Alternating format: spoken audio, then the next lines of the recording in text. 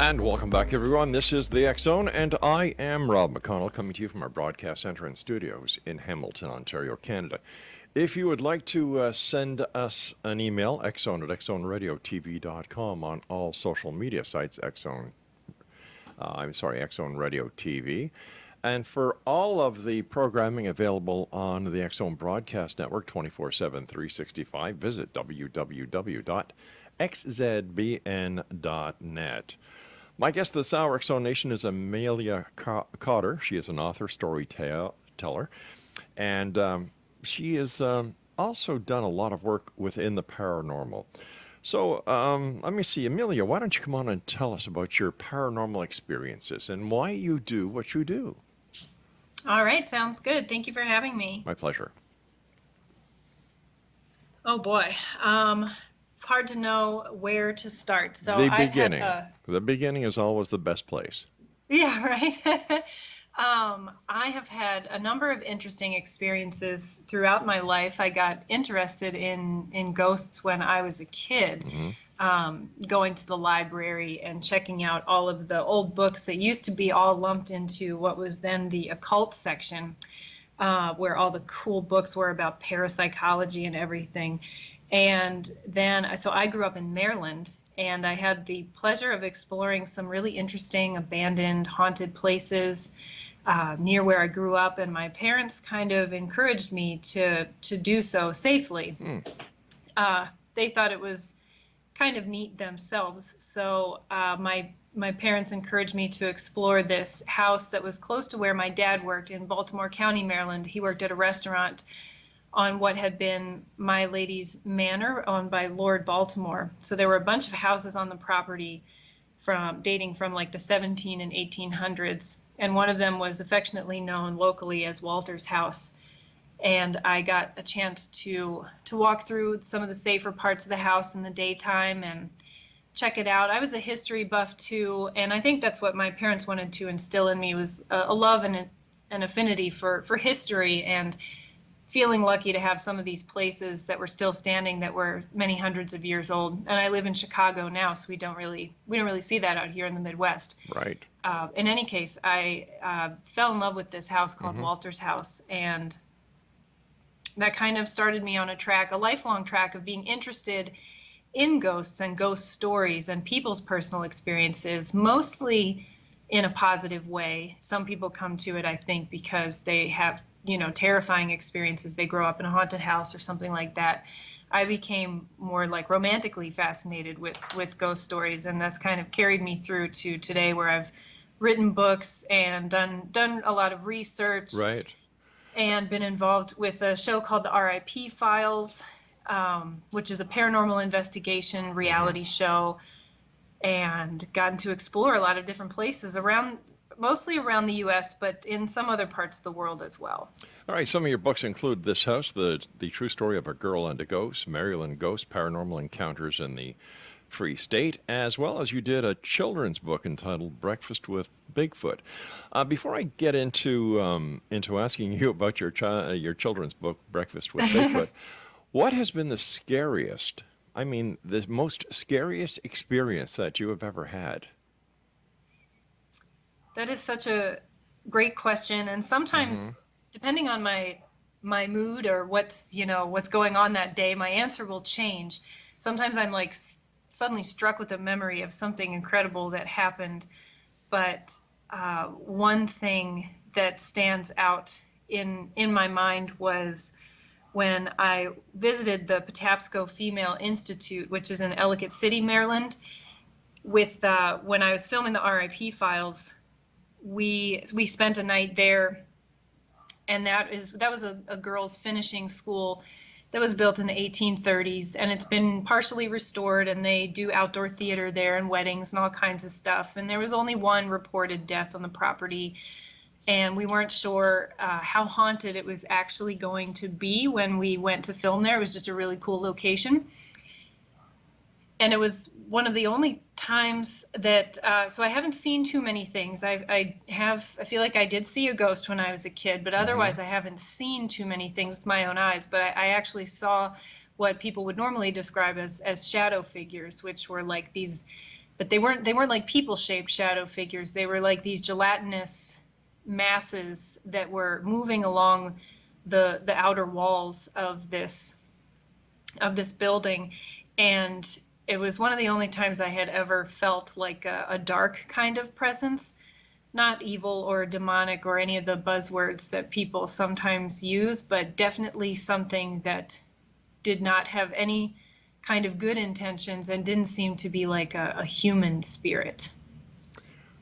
So do you believe in ghosts if you haven't seen one?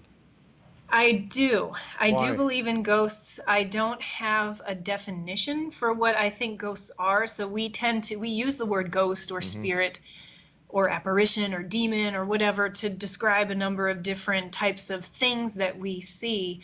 And I feel like the more I've experienced throughout my life, the less I understand the activity that I'm looking at. But I believe they exist. I just don't think I understand what they are. I think we also tend to look at ghosts and spirits through a religious lens, and I try to see them as just something that is some kind of phenomenon. And I did see a ghost, I believe, when I was a kid, and that was your classic sort of, full body apparition in front of my eyes type of experience. But other things, have kind of gotten to me, just strange dreams, all sorts of things that go along with, like, when you're investigating or studying or researching, even when I've written books and experiences that I've had in my own home while I was writing, a book or a story in an otherwise non-haunted location. And it's just made me wonder. It's definitely brought more questions than it has answers.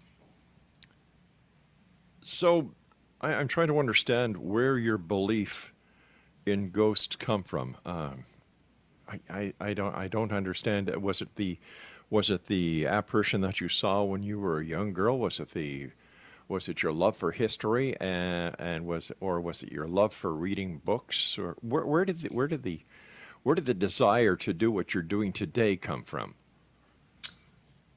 I think for me, I've always been fascinated by ghost stories. Okay. So I think that's where it started for me when I was a kid. I read the scary stories, tales by Alvin Schwartz when I was a kid.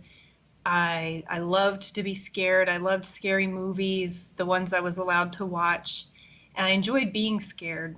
I grew up in a small town in Maryland, so I had a few options when I was a teenager. One of them was to, party and act out, and I wasn't cool enough to party with the cool kids, so I was friends with the people that wanted to go explore graveyards and stuff like that. And I also loved history, and it made me feel connected to history and connected to where I grew up. And so I would go and explore these strange places, and I think my desire to know more about the world and the mysteries of the world sort of was rooted in my love for ghosts and ghost stories. My personal paranormal experiences are kind of secondary to all of that. I know some other folks too, especially out here in Chicago, that have spent their whole lives researching and writing about the paranormal and have yet to have a paranormal experience. They just think it's really freaking cool. And they wish they could, but they haven't. And I think I've had a variety of interesting experiences. I just am unable to define what they are. And my day job, I work over at the Adler Planetarium here in the city. So I spend a lot of time around astronomy and space science. It kind of puts things into perspective when you're thinking about the day-to-day, like what are ghosts and what does ghostly activity mean? For me, it's more fascinating to ask the question than it is to know the answer. So are ghosts real, or are they what many psychologists are pointing to today? They're figments of the experiencer's imagination. I believe that ghostly activity is real, and I believe that people's experiences are real. So when somebody describes an experience to me that I may not be able to identify with, I believe that they are telling me the truth, and that what happened to them did happen insofar as they are able to understand what happened.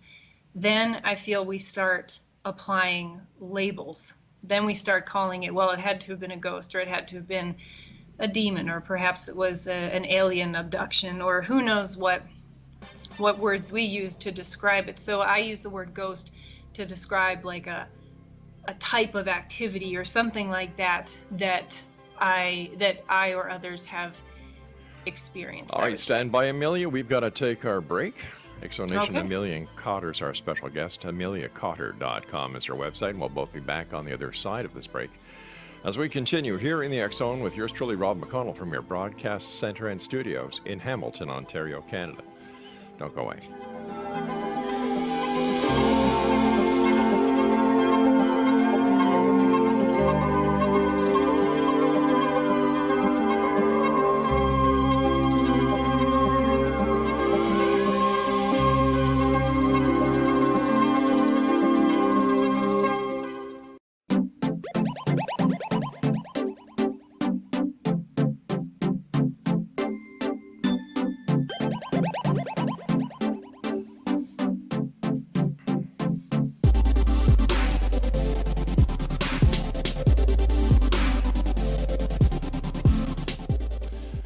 Amelia Cotter is our guest this hour, Exonation, www.ameliacotter.com, and Cotter is spelled Cotter. So, if we haven't been able to put a label on what a ghost is, how do we know when somebody says they have seen a ghost, whether it's because they believe they had seen something and they cannot identify it, so they call it a ghost? And how do we know that what they are actually seeing or what they believe they see is something paranormal and not something that is just unknown to them? Well, I think we don't. I think we don't know. So I can believe that somebody says that they saw Bigfoot. Mm-hmm. I believe that they saw something, you know.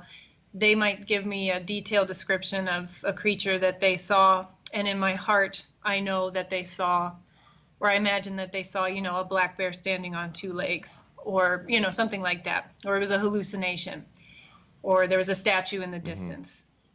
So I, you know, to your point, I think that we don't always know, and I think it takes those years of collecting stories. So I've heard hundreds and hundreds of stories. Everywhere I go, people have their ghost story ready to share with me. And it's interesting how you build up this database internally where you can sort of tell if somebody is either totally BS, or even if they seem know that something doesn't really follow a pattern of like regular, you know, a regular paranormal activity or something like that. If it sounds a little too Hollywood to yourself, well, they must have been dreaming for part of this, because the even these things in the realm of the paranormal are not, you know, physically possible, et cetera, et cetera. But I think when you see take these stories of activity, but if we take these stories and give them credence without actually having proof that what the person is saying is real, are we not enabling at this point? I think that the stories themselves are very important. So ghost stories, legends, myths, urban legends provide us with something like a modern mythology. And I see there as being separate categories. We have the history of an allegedly haunted location, the actual history and the things that happened there. Then you have the legends and the tall tales and the fables, maybe the sort of urban legendy types of things that might surround the haunted location. That's the mythos. And then you have people's experiences of what they say happened to them there. I think each one of those things holds its own value. It has a value, but now this is just my own opinion, by giving it credence, by giving it some sort of credibility, by printing the story, by retelling the story, are we doing anything that is worthwhile, or are we just spinning the yarn, keeping the yarn going without any validation of the facts or the events leading up to the to the story? Well, my goal and my role in the grand scheme of things is not to prove or disprove the paranormal. I'm purely interested in people's experiences and emotions and their connections with ghosts and haunted places, and why we as a society or different cultures are so fascinated with ghosts and spirits and how we relate to them. So that's a little bit more of like the heady stuff and the philosophical end of things, more so than it is deep down in the nitty gritty of, discovering whether or not ghosts really exist, if there's an afterlife, if we can use science to demonstrate paranormal activity and things like that. That is not so much my forte. But when you write a book, for example, Maryland Ghosts, Paranormal Encounters in the Free State, am I correct in saying that what you're doing is you are just retelling or, republishing the stories that you have heard? Yeah, so Maryland Ghosts was a very fascinating book to write. So I took the historical pieces of each of the different places. I think there's about 35 different stories in there. Right. Talked about the history, talked about the haunted history insofar as what people have reported over the years or the kinds of stories that have been reported.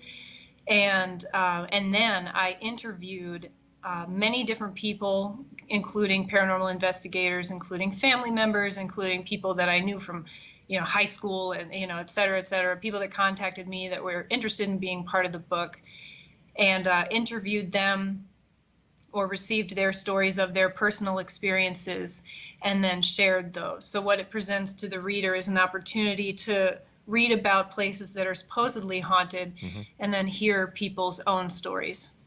What is your most favorite story from your book, Maryland Ghosts, Paranormal Encounters in the Free State? Oh boy, that's another good question. I have a personal affinity for the National Museum of Civil War Medicine because I worked there when I was in college, so I'm very familiar with it. And that's in Frederick, Maryland, which is close to where I went to school. And it was a really, really neat building. So the building that the museum was located in was built in 1832, and it was a furniture store and later a coffin manufacturer during the Civil War itself, because the guy who owned the place really wanted to capitalize on making money any way he could. And so the building itself has a storied history, and then they opened up the museum later, much later, obviously, and filled it full of these really neat artifacts, including like the last surviving Confederate surgical tent and other neat things. And I got to work there for a couple of years.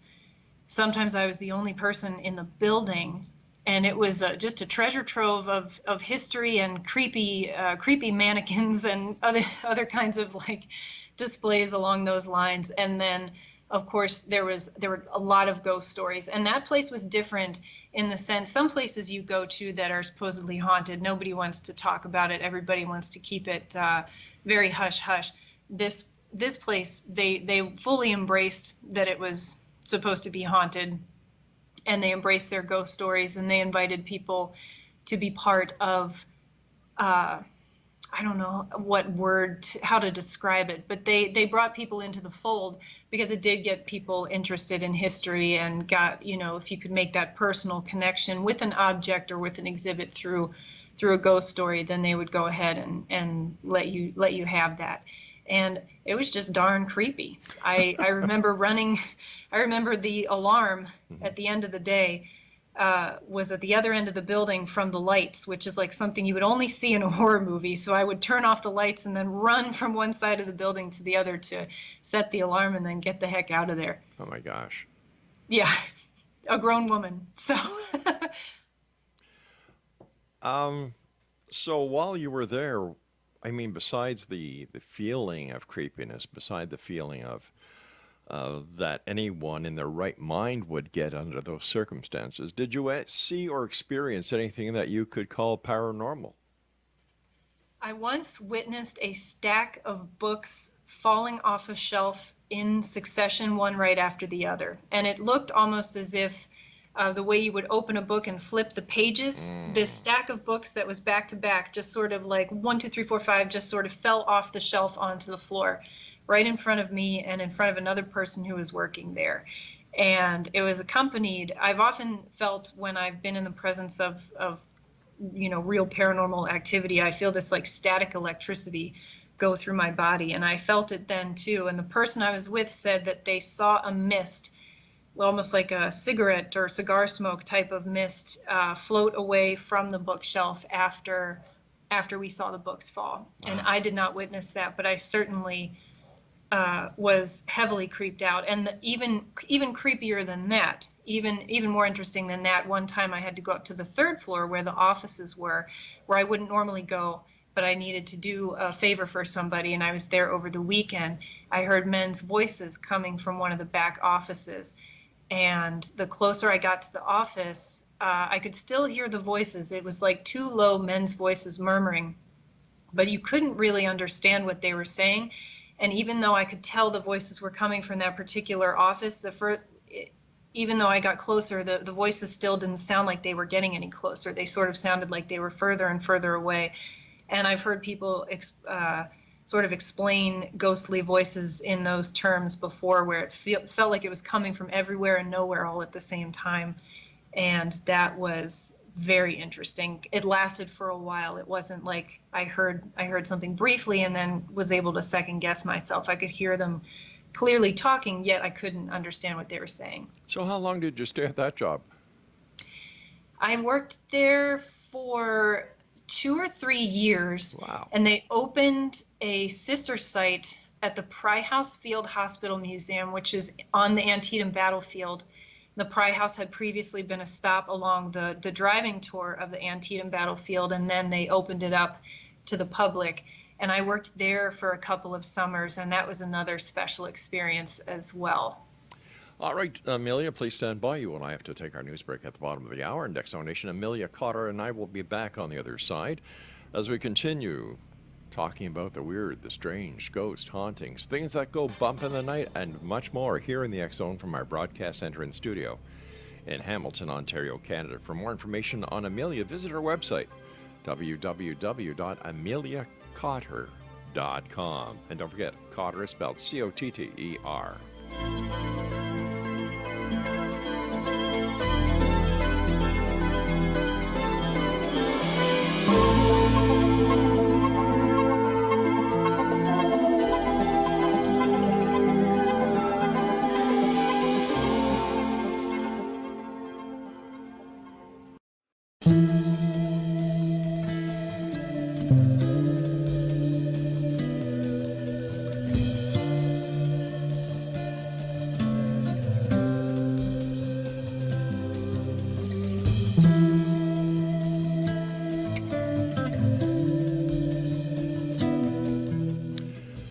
And welcome back, everyone. Amelia Cotter is our guest for this hour. And Amelia, tell us about your book, The House, The True Story of a Girl and a Ghost. Yeah, so that book explores my experiences from when I was a child that I mentioned at the beginning of the interview with the house, Walter's house, that was, this place of local legend in Baltimore County. And so this house was actually, it started as a young adult book because at some point I didn't realize I was going to segue completely into writing about the paranormal in this way. I thought it would be cool to write some ghost stories, but my career took a different path. And so it was originally a young adult book chronicling my love and fascination for the house, and then my encounter with the ghost that I called Walter, because everybody called any of the ghosts there Walter. And that was when I experienced seeing a young man hanging out of a window, looking down at me from an attic window, and he was completely white. So I could see his body and I could see his clothing and his hair, but all the definition and everything, but there was no pigment, just white, and he had no face. But it wasn't a scary like vacuum of not having a face. It was just sort of like one of those like blank, like a country doll that you sometimes see that are just have those white faces. And I had that static electric feeling that I was describing before. And the feeling that what I was seeing was not something that was scary or threatening to me. And I was actually thrilled. I was 11 years old. I actually felt thrilled and very honored, the way that if you were a bird watcher and you saw a really rare bird, you would get really excited because this was like a life list item or something like that.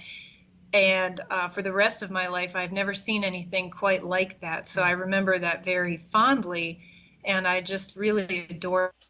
It was cool that I got to have that experience, such like an intimate experience with a haunted place that felt like it was my own. Was that the only encounter that you had with Walter? That was the only one that was visual. I would explore the house and imagine what Walter or his family or these people may have been like who used to live there. There were scattered remnants from, the 1950s through all the way back to like the 1850s, and the house had been built well before that. I remember hearing footsteps in the house, and I had captured an EVP at the time on an old recorder that is long gone, but like an old analog recorder, and I have it in my journals from when I was a kid, saying that that a voice had come across on the recorder telling me, take it now, while I was looking at some objects on a shelf. And I ended up taking a mason jar out of the house about a month before it was torn down. There was a car accident that happened in front of the property, and like the guardrail, from the street actually landed on the porch of the house. And I don't know why it seemed to coincide with that, but I wonder if the county or the state, then we're paying attention to the fact that there was this big abandoned house next to the road, and they decided to tear it down, but then it was gone. It was nothing but green grass within a few months. It was very surreal. Over the years doing this show, I've come to realize something, that the majority of paranormal researchers, especially those who investigate ghosts, are actually historians. Yeah, isn't that interesting? I wonder if they do go hand in hand, because it allows for that connection to history, that sort of living history, for lack of a better term, not trying to be punny, but like, a living history connection, and an appreciation for history or architecture or old spaces. I've met a lot of people like that. Do we hear of any new homes or new factories or new buildings that are haunted? I certainly have out here in Chicago, since there are so many different, even though this is a shorter span of history that Chicago's been around, there's a lot of layers, and there's a lot of, places get torn down and built over. And there are stories about brand new condos or brand new houses that were built over top of other properties, or even like museum areas and things like that, that have old hauntings in the new building. Strange. You were a tour guide, let me see, with Chicago Hauntings. And how haunted is Chicago? Chicago's pretty darn haunted. Really? I have to tell you. I do love this city. I've been here for about 10 years, and I feel like I'm fully indoctrinated into the Midwest now, even though I grew up on the East Coast. And Chicago just has a really neat history, and so many cool stories, cool urban legends and things like that, but then also genuinely haunted places. We have some of the like rock star places out here, like Bachelor's Grove Cemetery, and the site of the St. Valentine's Day Massacre, and the Hull House where the Devil Baby story originated, and just countless. I could go on and on for a long time. And we got to visit those on the tours. And of course I travel and I talk about, haunted Chicago, haunted Midwest. It's really neat. There's a lot. While you were a tour guide with Chicago Hauntings, did anything strange or weird or bizarre happen? Yes. So I didn't usually expect a lot to happen, because you're in a very you're on a big bus with between like 25 and 50 people, and it's very clinical. You get on, you get off, you tell the stories, people take and snap some photos. Sometimes though, other people would have some incredible experiences. They would be in tears. things that they thought that they saw or felt or experienced, photos that they took that they looked at later and then would send to us and say, you won't believe what I found, what I captured. And then I had some interesting experiences too. I was doing it for a while, several nights a week, sometimes more than one time a night, and sometimes like doing the tours after 10 o'clock, after a few tours, it was almost like psychedelic, like be really tired, just kind of on autopilot. And I would have these crazy, crazy lucid dreams when I would get home. And sometimes I would hear things. I lived with my friend at the time over towards the west side of Chicago. And I would hear footsteps shuffling up and down the hallway. I would get up. One time I got up in the middle of the night and went to go use the bathroom. And as I crossed the hallway from my room to the bathroom, I saw a woman standing in our kitchen out of the corner of my eye. And I don't count that as a ghostly sighting because I was deliriously tired and had just woken up, and I saw her out of the corner of my eye. And when I looked again, she was gone. But people had warned me. The other tour guides had sort of like warned me and some of the other, newbies that there were certain places that you could take something home if you weren't careful. And the area around the Hull House was one of those places. So I was always actually there. I figured it can't hurt to be a little superstitious. So they told me never go in the courtyard, and I didn't. Other people had reported being followed home by like a female spirit. So how do you protect yourself from bringing something home with you after you do a tour? I would have little things that I would take with me. Mm-hmm. So some sort of a good luck charm or talisman or a piece of jewelry, or I would wear the same ring, same socks, kind of, something like that. And I would sort of, say a prayer beforehand, be in a good mind frame, have a clear frame of mind, and always discourage any energy from following me home. Sometimes I would actually say that out loud, and other times I would just sort of repeat it as a mantra to myself. And then around that too, sometimes I'm a little woo-woo with the candles and incense and stuff like that. So whatever it takes, Why do you think in the year 2018 so many people are interested in ghosts, hauntings, and things that go bump in the night, and in a world of such,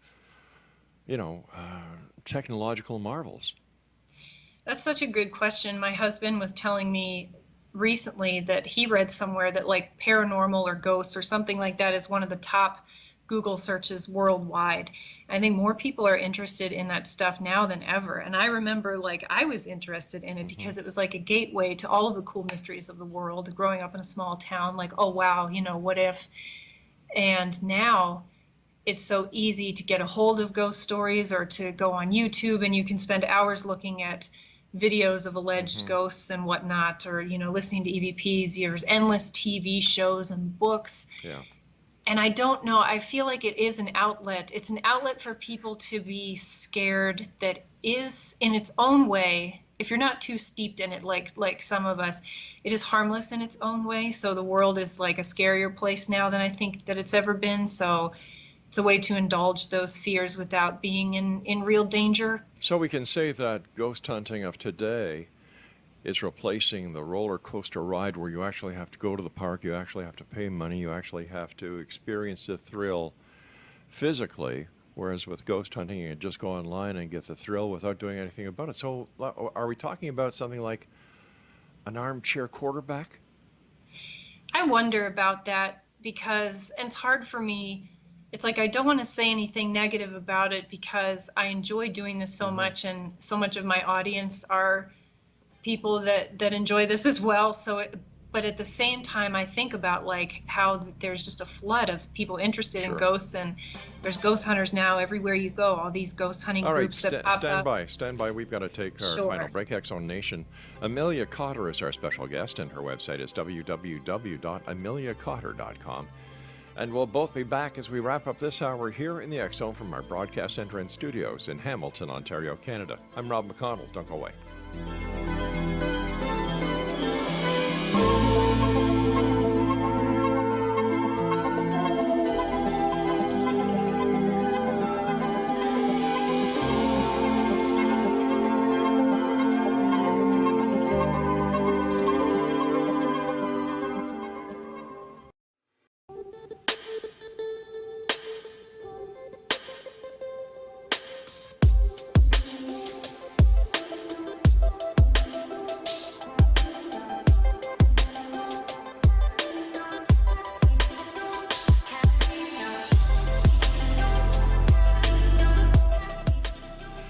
Amelia Cotter is our special guest of this hour, X Zone Nation, www.ameliacotter.com. And Amelia, what part of the entire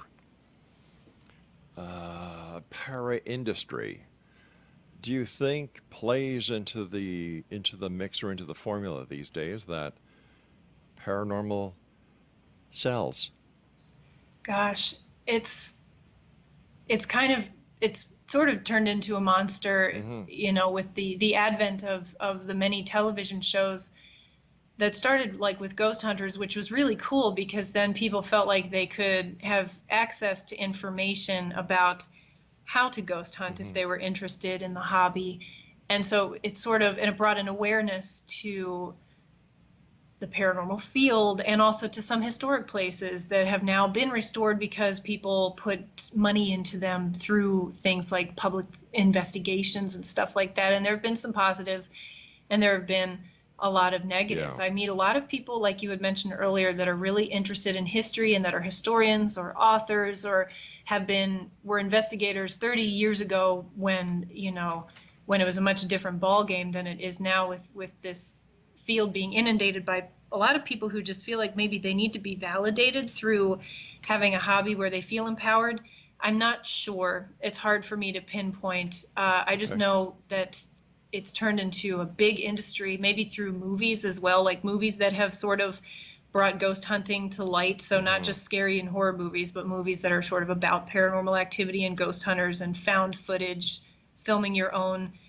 We have our own YouTube channels now that we film all kinds of stuff with. So then people, of course, will go out looking for Bigfoot with that. But once again, let's get back to where I was going with this. It's if somebody can make a buck, they'll do anything to make a buck.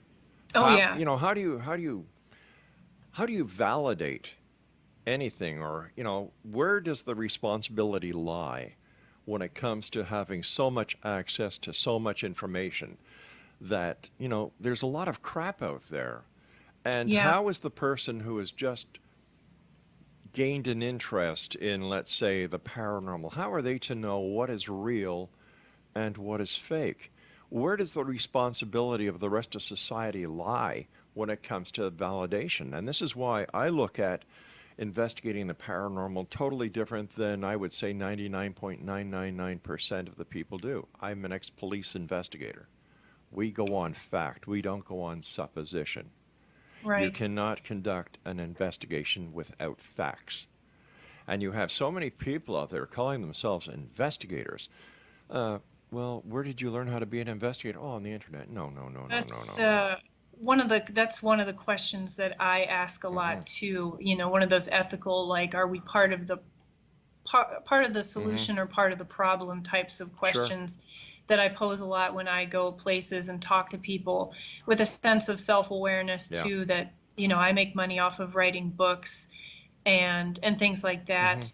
And I work in a museum. I come from the museum world. I work in space science. So I definitely see when people also talk about investigation or they talk about scientific equipment. Yes. Sometimes I shake my head and I think, that just because it's a gadget doesn't make it science. I had a guest on the show the other night who claimed to have created the what's it called, ghost box, where multi-band scans. Yeah.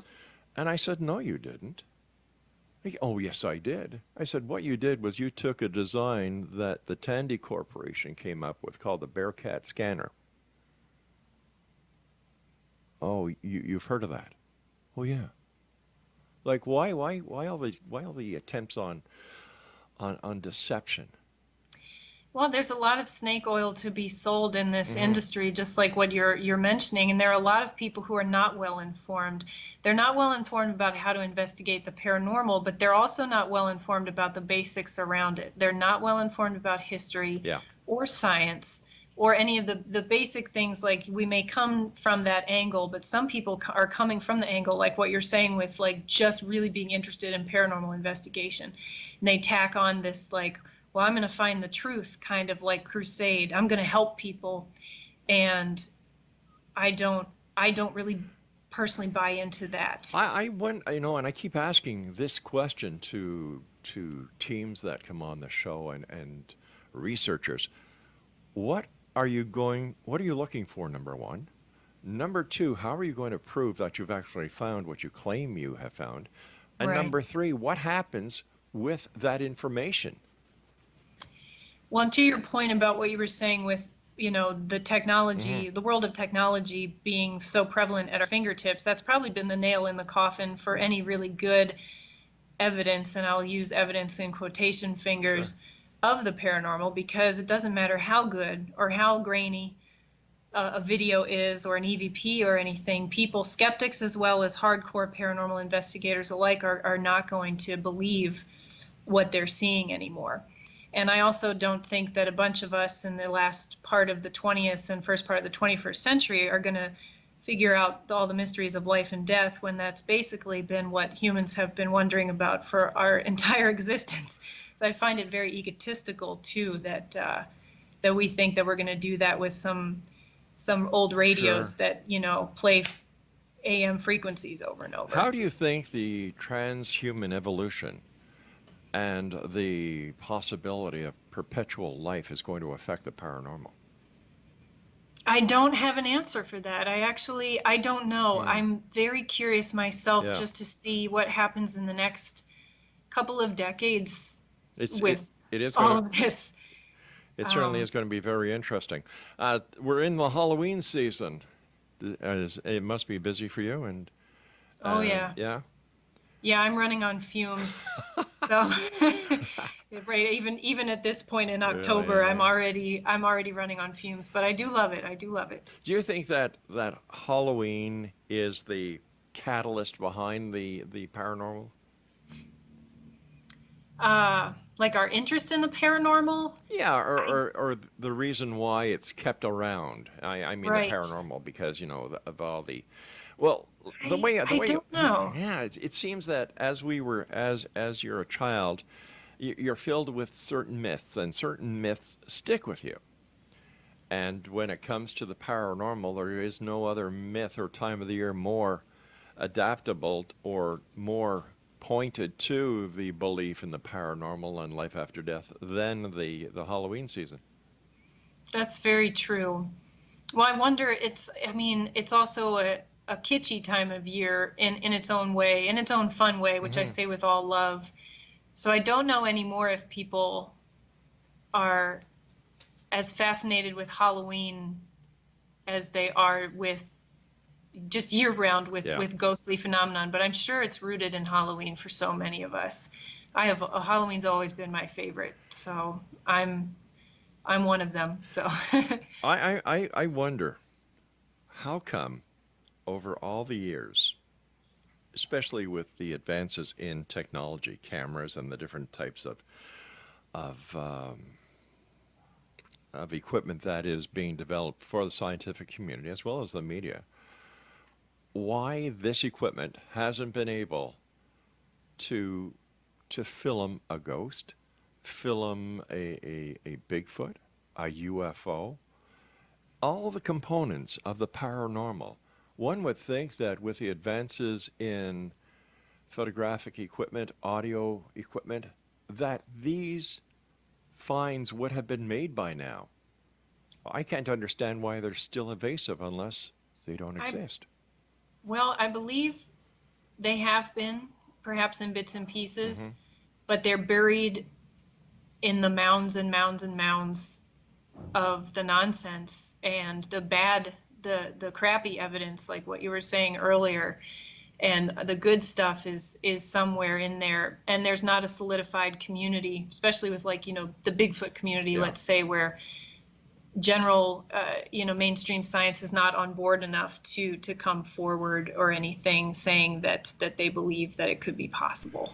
Quickly, we've got about a minute and a half here. And first of all, I want to thank you so much for joining us. Great pleasure talking to you. This is a great conversation. This was refreshing. Thank you. No, it's I who thank you, because I know you're a very busy lady. You're a great author. But I would like to hear about your Breakfast with Bigfoot. Yeah, so it's based on a real Bigfoot encounter. I changed the main character, to a little girl to make it kid-friendly, obviously, but it is based on a real Bigfoot encounter that a man claimed to have, where he believed he was kidnapped Oh gosh. overnight by a family of big feet, and then returned safely in the morning. And it was a positive Bigfoot sighting. Amelia, once again, thank you so much for joining us tonight. It's been a great pleasure. To you Thank you. and yours, a very happy Halloweeny. Same to you. Thank you. You take care of yourself. Now, at X Zone Nation, if you'd like more information about our guest this hour, Amelia Cotter, and don't forget, Cotter is spelled Cotter. That's www.ameliacotter.com. Now, I'll be back on the other side of this commercial break with the news as we continue here in the X Zone from our broadcast center and studios in Hamilton, Ontario, Canada. If you'd like to send me an email, xzone at xzoneradiotv.com, on all social media sites, Xzone Radio TV. And to find out about the scheduling that we have available for the X Zone Radio Show and the X Zone Broadcast Network, www.xzbn.net. And for all the information on the X Zone TV channel, that includes the X Zone Radio TV show, let me see, Mysterious Destinations. We have Freeman Fly, who's joining us, Benjamin Radford, and a host of great people. They're going to be sharing their videos, their views, their beliefs with each and every one of you. And all you have to do is go to the X Zone TV channel that is exclusive to www.simultv.com. I'll be back on the other side of this break as we continue here in the X Zone from our studios and broadcast center in beautiful Hamilton, Ontario, Canada. Don't go away.